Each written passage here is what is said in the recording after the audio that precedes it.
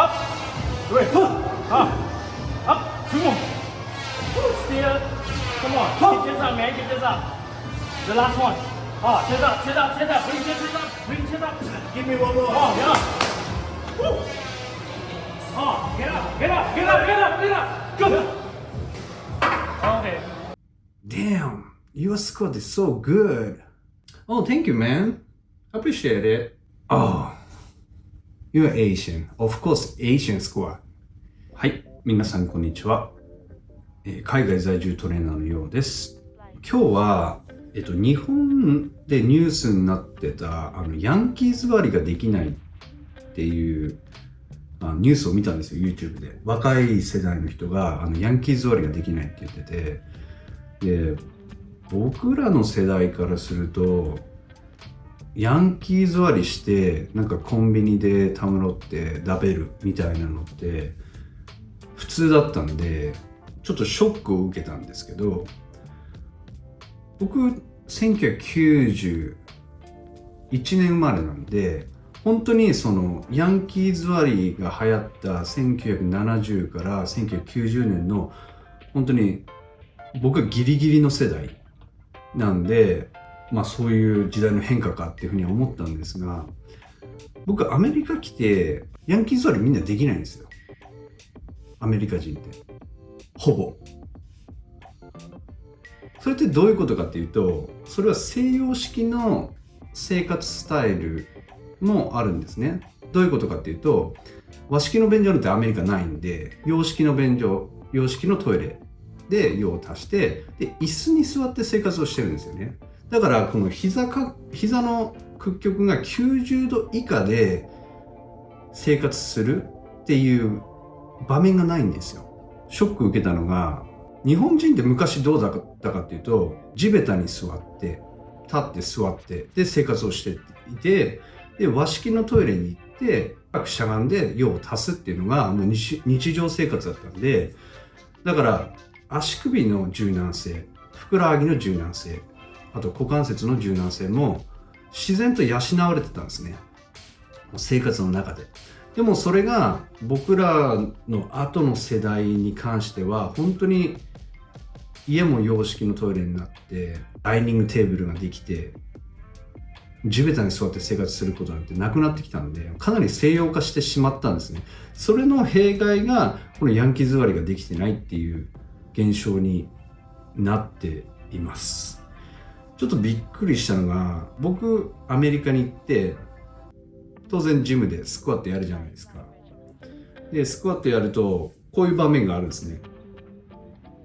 Damn, your squat is so good. それで僕がこう振り返ると、Oh, thank you, man. Appreciate it. 彼は、Oh,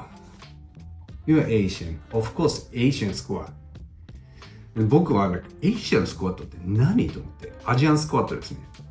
何と思って、でも、アメリカ人ってスクワットが深くしゃがめないんで、アジア人はスクワットがすごく上手だ、深くしゃがめるっていうふうに認識されてるんですよ。だから僕らのことをエイシアンスクワットって言うんですよ。アジア人だからそれスクワット深くしゃがめるよね。アジア人だからできるよねっていう感じなんですよ。だから僕アメリカ行ってスクワットのフォームをめちゃくちゃ褒められましたよね。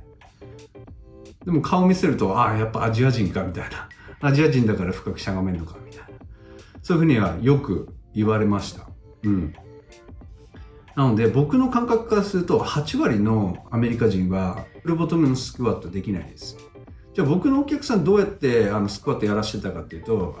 かかとにプレート1枚かませるか、ジムによっては何ていうんですかね、パッドみたいなこの三角形のかかとをこうレイズしてしゃがみやすくするようなパッドがジムに置いてあったりするんで、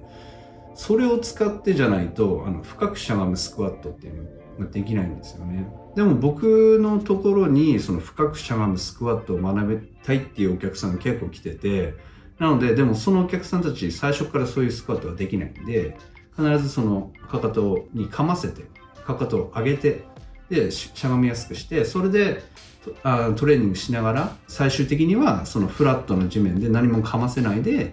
深くしゃがめるスクワットを目指すっていうことをやってました。いやー、この日本人もしゃがめなくなってきたのかっていうのは僕的には正直ショックでしたね。まあその西洋人に関してはその足首の硬さだけじゃないんですよ。柔軟性の問題じゃないだけじゃないんですよ。この大腿骨って言ってこの太ももの太い骨ですね、そこの部分がやっぱ長いんですよ、日本人に比べて。どういうことかっていうと、足長いってやっぱり外国人に対して日本人は思うじゃないですか。それってやっぱ大腿骨がすごく長いんですよ、アジア人と比べて。それってどうなってくるかっていうと、この足がここの大腿骨が長い分しゃがみづらいんですね、深く。日本人はそこが短いんで深くしゃがみやすいんですよ。上体を起こしたまま深くしゃがんで深く立つってしやすいんですよ、もともと構造上。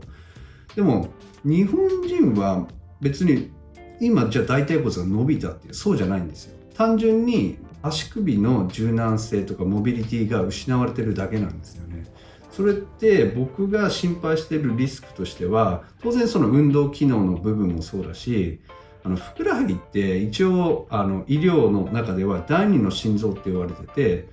この心臓から全身に血液を送り出して、で足って末端じゃないですか。で立ってると一番その